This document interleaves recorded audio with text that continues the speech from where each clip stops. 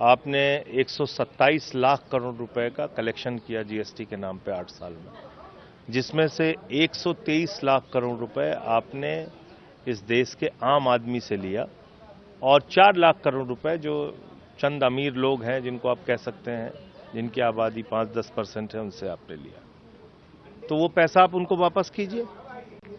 आपको 8 साल के बाद जब अमेरिका ने टैरिफ बढ़ा दिया, तब आपको जीएसटी की याद आ रही है। तो इसलिए मैंने इसका नाम रखा है, ये भारतीय जेब कतरा पार्टी है जो चपत उत्सव मना रही है देश में। इसको बचत उत्सव नहीं कहना चाहिए, क्योंकि इसमें भी आप देखिए ना, कच्चे माल पे आपने 12 से बढ़ा के 18% टैक्स कर दिया, और जो उससे पक्का माल तैयार हो रहा है उसको आपने कहा कि हमने 0% कर दिया।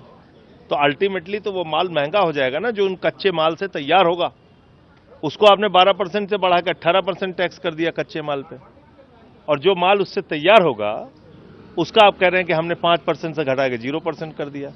तो ये कान को चाहे इधर से पकड़िए चाहे इधर से पकड़िए। तो आप देश की जनता को क्यों मूर्ख बना रहे हैं?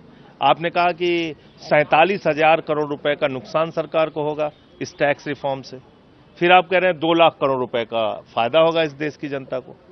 तो महीने का तो एक आदमी के हिस्से में 115 रुपए ही आया ना। तो ये किस प्रकार का आपका रिफॉर्म है? और आपको इसकी याद 8 साल के बाद क्यों आई?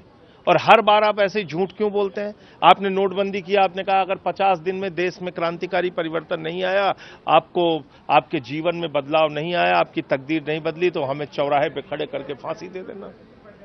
देश की जनता लाइन में खड़ी हो गई, 100 लोग मर गए, 99.3% पैसा फिर से बैंकों में वापस आ गया। ना आतंकवाद खत्म हुआ, ना जालीवाद नोट खत्म हुआ, ना काला धन खत्म हुआ। फिर आपने कहा जीएसटी दूसरी आजादी है, आर्थिक क्रांति है। 8 साल बाद आप अपने ही उस आर्थिक क्रांति की आलोचना करते हुए कह रहे हैं नहीं साहब, अब तो बहुत ज्यादा टैक्स हो गया, अब हम कम कर देंगे। तो वो आज का एमएलए राम अवतार, एक फिल्म आई थी राजेश खन्ना की, उसमें बोला कि रोटी का दाम इतना बढ़ाना चाहते हैं, बोले 1 रुपए और बढ़ा लो, पार्टी को चंदा दो। तो उन लोगों ने कहा, साथ में जो एडवाइजर था उसने कहा था अब हंगामा हो जाएगा, जनता हंगामा करेगी।